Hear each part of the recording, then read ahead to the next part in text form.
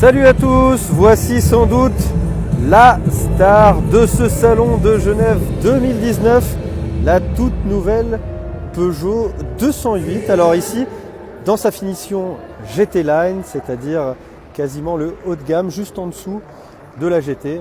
Alors, premiers éléments caractéristiques de cette nouvelle 208, sa signature lumineuse avec les trois griffes et la dernière ici à la manière de la 508. Comme sur la 508, vous avez le logo ici situé juste au-dessus de la calandre. Comme vous pouvez le voir, on a un look plus musclé tout en galbe ici avec les éléments sur le capot. Vous avez aussi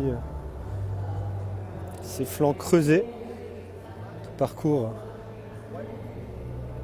tout le côté de la voiture, et puis à l'arrière pareil, on a vraiment quelque chose de différent par rapport à avant, avec une ceinture de caisse qui a été rehaussée, des feux aussi qui se trouvent plus haut qu'auparavant. Regardez,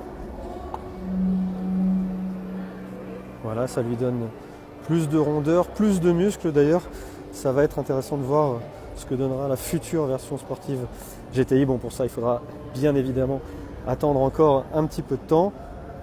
Caractéristique de cette nouvelle 208, sa taille, 4,05 m, soit 7 cm de plus qu'auparavant. Ça donne les places arrière légèrement plus habitables qu'auparavant. On va s'y installer. Regardez, voilà. Les dossiers ont été creusés afin que les genoux ne touchent pas. Et puis, évidemment, une planche de bord totalement redessinée. Ici dans la finition GT Line, on a un grand écran tactile. On retrouve ce qui a fait le charme de l'ancienne 208.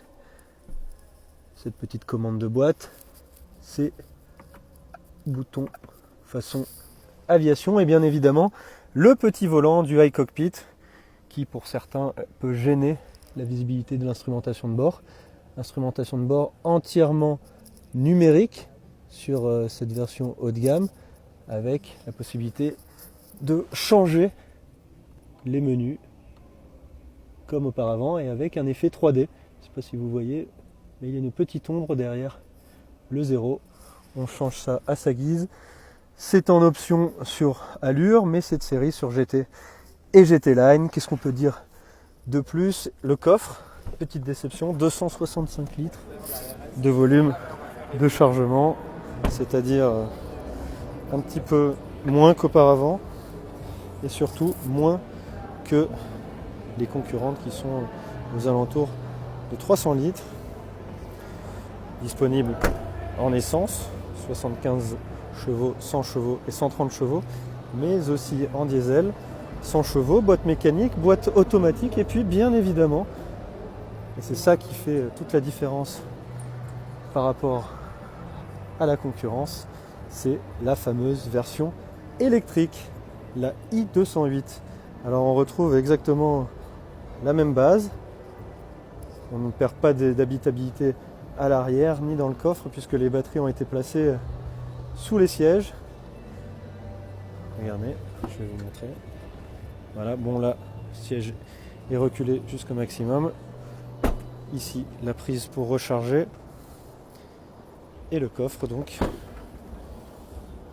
Voilà, petites infos concernant cette version électrique de la 208. 100 kWh de puissance, ce qui donne environ 136 chevaux.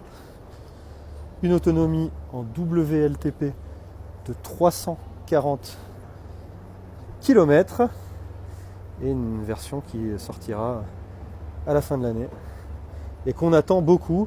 On n'a pas encore les tarifs, mais nul doute que la 208 risque de combler son petit retard par rapport à la Clio, car la 208 était encore deuxième derrière la Clio l'année dernière en termes de vente en France.